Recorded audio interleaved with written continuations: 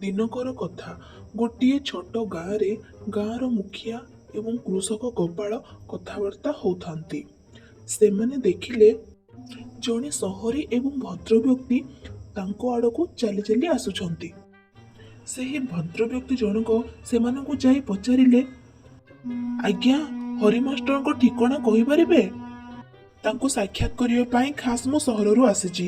ତାଙ୍କୁ ସାକ୍ଷାତ କରିବା ମୋ ପାଇଁ ବହୁତ ଜରୁରୀ। ଦୟାକରି ମୋତେ ତାଙ୍କ ଠିକଣା କହିଦିଅନ୍ତୁ। ମୁଁ ଚାଲିଯିବି।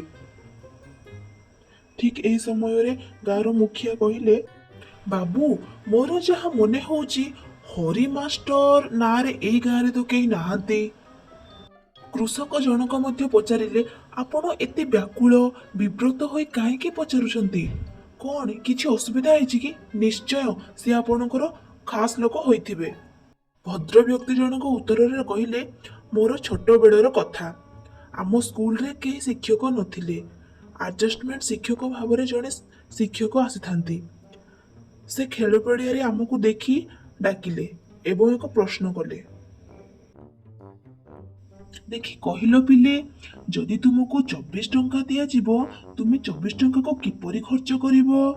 ଏହି ପ୍ରଶ୍ନକୁ ଭଲ ଭାବରେ ଚିନ୍ତା କରି ଜଣେ ଜଣ କରି ଉତ୍ତର ଦେବ। ପ୍ରଶ୍ନଟି ଅତି ଗୁରୁତ୍ୱପୂର୍ଣ୍ଣ। ମୁଁ ଆଶା କରୁଛି ତୁମେମାନେ ବହୁତ ଭଲ ଭାବରେ ଉତ୍ତର ଦେଇପାରିବ। ମୋର ସାଙ୍ଗ ମୀନା ଉତ୍ତରରେ କହିଲା, ଆଜ୍ଞା, ମୋତେ 24 ଟଙ୍କା ଦେଲେ ମୁଁ ନୂଆ ଡ୍ରେସ୍ କିଣିବି ଏବଂ ମିଠା କିଣି ଖାଇବି।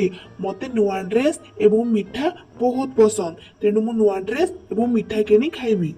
ମୋ ସାଙ୍ଗମାନଙ୍କୁ ମଧ୍ୟ ମିଠା ଦେବି।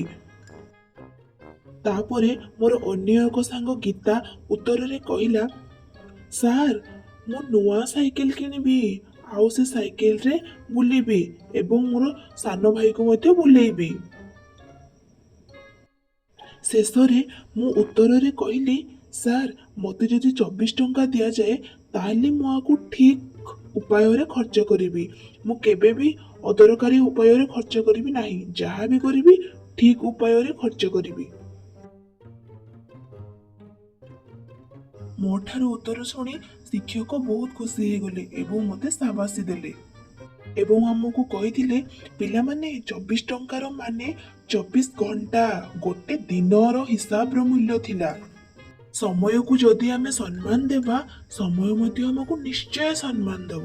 ଯଦି ଆମେ ସମୟକୁ ଠିକ୍ ଉପାୟରେ ଖର୍ଚ୍ଚ କରିବା, ଆମେ ଭବିଷ୍ୟତରେ ଦିନେ ନା ଦିନେ ବଡ଼ ଲୋକ ହୋଇପାରିବା।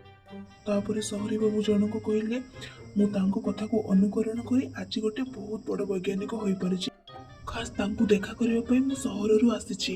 ଦୟାକରି ମୋତେ ତାଙ୍କର ଠିକଣା କହିଦିଅନ୍ତୁ। ଏହା ଶୁଣି ମୁଖିଆ ଏବଂ କୃଷକ ତାଙ୍କୁ ଠିକଣା ବତେଇଦେଲେ ଏବଂ କହିଲେ, ଠିକ୍ ଅଛି, ଯାଅ ତୁମେ ତୁମର ଗୁରୁଙ୍କୁ ସାକ୍ଷାତ କର। ସହରୀ ବାବୁଠାରୁ ସବୁ କଥା ଶୁଣିସାରି ଗାଁର ମୁଖିଆ ଏବଂ କୃଷକ ମନେ ମନେ ବହୁତ ଖୁସି ହେଲେ। ଶେଷରେ ସେ ବୈଜ୍ଞାନିକ ଜଣଙ୍କ ତାଙ୍କ ଗୁରୁଙ୍କୁ ସାକ୍ଷାତ କରି ତାଙ୍କର ପାଦ ଛୁଇଁ ତାଙ୍କଠାରୁ ଆଶୀର୍ବାଦ ନେଲେ।